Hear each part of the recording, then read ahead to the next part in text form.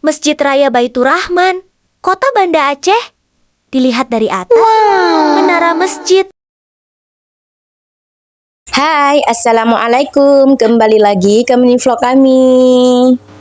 Jadi, hari ini saya akan memperlihatkan penampakan Masjid Raya apabila kita melihat dari menara masjid. Jadi, teman-teman, kalau mau ke Banda Aceh, jangan lupa singgah di Masjid Raya ya, teman-teman. Ketika kita mau naik ke menara masjid, kita harus membayar dulu satu orangnya 15.000. Nanti sama petugasnya kita akan diarahkan ke depan pintu lift dan lift itu akan mengantar kita ke atas sampai ke lantai 7. Nah, dari situlah nanti kita bisa lihat suasana sekeliling kota Banda Aceh melalui menara masjid.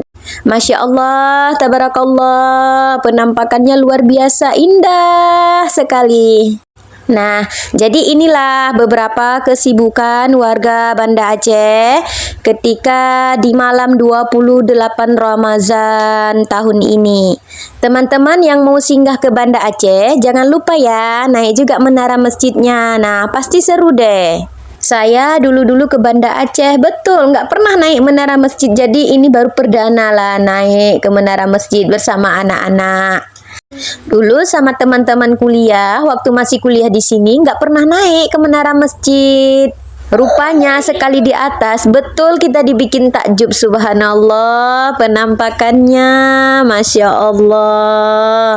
Ini sebetulnya saya agak deg-deg sih, takut HP-nya jatuh, karena kan kita itu di atas, tinggi ya kan, takut entah kesenggol anak, entah terkejut, takut HP-nya jatuh, tapi alhamdulillah enggak kok. Jadi ini saya ngerekamnya sehabis salat tarawih malam 28 Ramadan ya. 3 hari lagi kita menuju Idul Fitri. Teman-teman gimana? Sudah mudik belum? Ada rencana mudik enggak tahun ini? Kalau yang sedang mudik, semoga sehat selamat sampai tujuan ya, amin. Kalau yang sudah sampai ke kampung halaman, selamat berkumpul bersama keluarga. Semoga kita sehat-sehat selalu, amin, amin ya rabbal alamin. Oh ya teman-teman, saya mau kasih informasi. Apabila ada warga Aceh yang merantau ke Medan, kemudian kepengen mudik tapi terkendala ekonomi, boleh kok di searching di Google ya kan.